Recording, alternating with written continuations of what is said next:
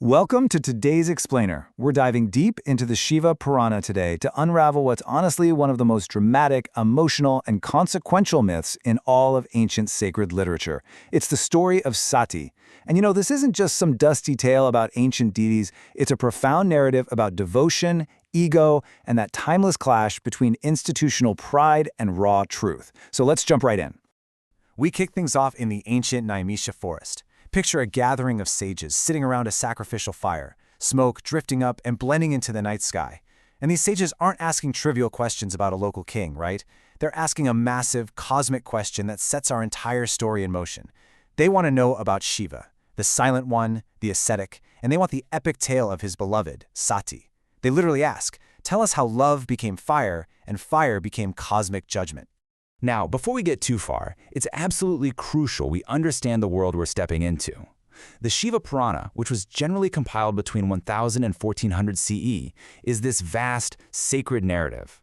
But here's the thing you gotta remember. It's not a modern historical textbook. You won't find literal courtroom facts here. It's a theological drama. It's a mythic memory, where every single action represents huge cosmic principles, things like consciousness, energy, and duty. So, the core conflict of this whole story hits you right away, and it's all about perspective. Look at this contrast. You have Daksha, Sati's father, and a very proud lord of creation. He looks at Shiva and just sees this ash-covered, skull-bearing ascetic who totally belongs outside the bounds of polite society. But then you have Sati. She looks at those exact same ashes and sees the supreme lord. She sees the one completely beyond worldly illusion. And that difference in vision, that huge gap between outer respectability and inner truth, that is the absolute powder keg for everything that follows. And this clash sets the stage for an epic romance. Because Sati's devotion to Shiva wasn't something she was taught, it was pure instinct. The text tells us the divine mother Shakti actually agreed to take birth as Sati just so Shiva, who was lost in deep meditation, would re-enter the drama of creation through love. Even as a kid, her toys were small lingas, sacred symbols of Shiva. As she grew up, she took on these fierce vows in the Himalayas until Shiva himself finally appeared. He granted her wish, and Brahma arranged this magnificent cosmic wedding. For a brief moment, heaven and earth were just perfectly aligned. But, even divine love goes through trials. While they're traveling through the Dandakaranya forest, Shiva sees Prince Rama grieving and searching for his kidnapped wife, Sita. Knowing Rama's divinity, Shiva actually bows to him. Now Sati is completely confused by this. Why on earth would the Supreme Lord bow to a mortal man who's crying? So to figure it out, she disguises herself as Sita to test Rama.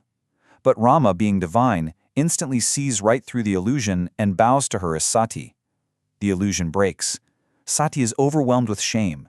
She doubted what her husband knew and tested what he had already seen.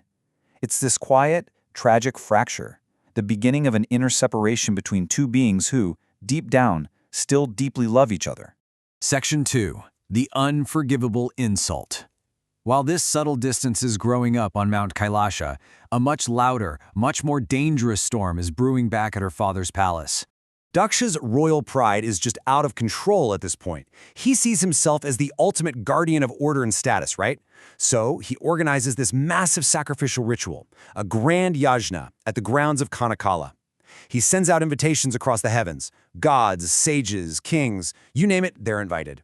But there is one devastatingly petty detail here. Shiva is deliberately left off the guest list. Daksha just despises Shiva's ascetic vibe. Sajdarichi gets so angry about this, he stands up and warns Daksha that a sacrifice without the Lord of Sacrifice is doomed to bring destruction. But Daksha, he just laughs it off. He prefers his polite, hollow ritual over actual genuine reverence.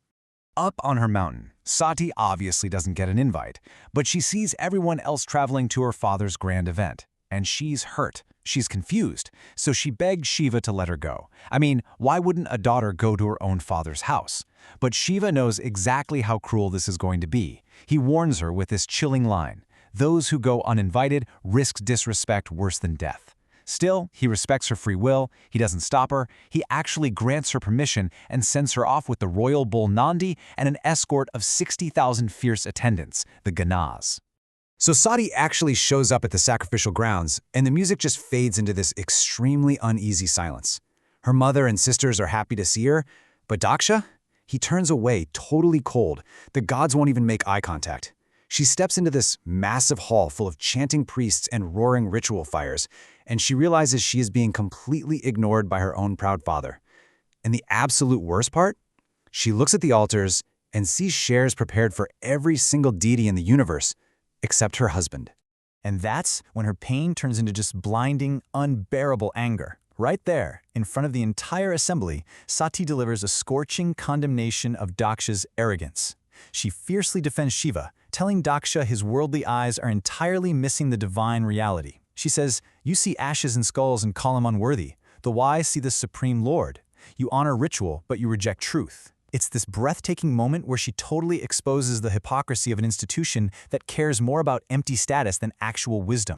What happens next is quite literally one of the most intense scenes in the entire Shiva Purana. She declares she refuses to wear a body tied to her father's lineage anymore. But she doesn't just commit an ordinary suicide. The text describes this fierce, mythic act of yogic self-immolation. She sits on the ground facing south. She perfectly balances her vital life breaths and then raises her internal energy from her navel straight up to her brow. Concentrating only on Shiva, she casts off her physical body through pure yogic fire. The entire assembly just watches in absolute horror as her form turns into light and ash falls like dark snow. Section 3. Shiva's destructive wrath. The news of Sati's death sends a literal shockwave across the earth and sky, eventually reaching the cold, silent peaks of Kailasha.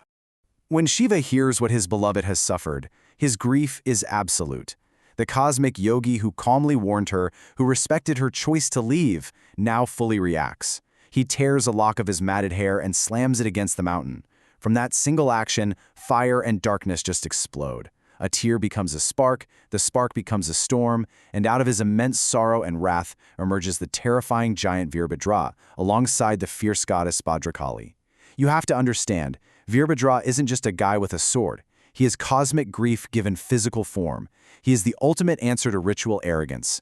Shiva commands him to destroy the sacrifice, and Virabhadra marches.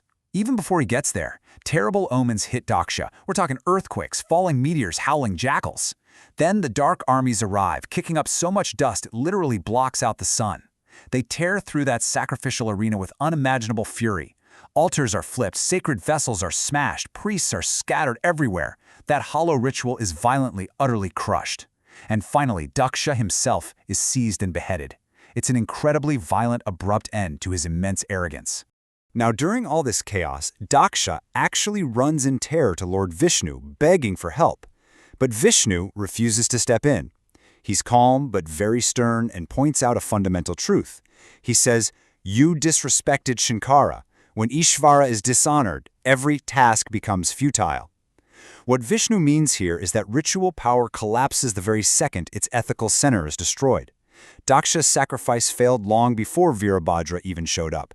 It failed the exact second it shut out the divine just to be spiteful. After the total destruction, the gods traveled to Kailasa to beg Shiva for mercy. And this is where the true nature of the Supreme Lord actually shines through. Shiva's final act isn't endless revenge, it's cosmic mercy. He walks into the ruined arena, and his wrath just dissolves into compassion. He restores Daksha to life, but with one major change. He gives him the head of a goat. It serves as this permanent, living symbol of his humbled pride. And only then, with Daksha finally repentant and devoted, is the sacrifice allowed to be completed. Section 4. Decoding the sacred myth.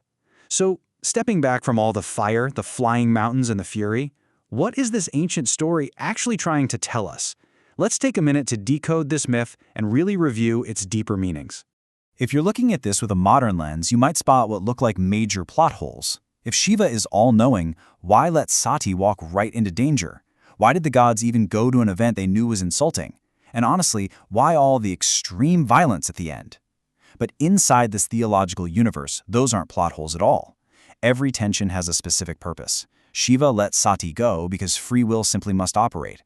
The gods attended because institutional arrogance has to fully show itself before it can be dismantled. And that intense violence? That's cosmic justice, forcefully stepping in to restore a balance that was deeply corrupted by ego. And you might ask, is a story with cosmic giants and goat heads actually realistic? Sure, it's not literal history, but the emotional and psychological truths here are incredibly realistic. They're so deeply human. Think about it.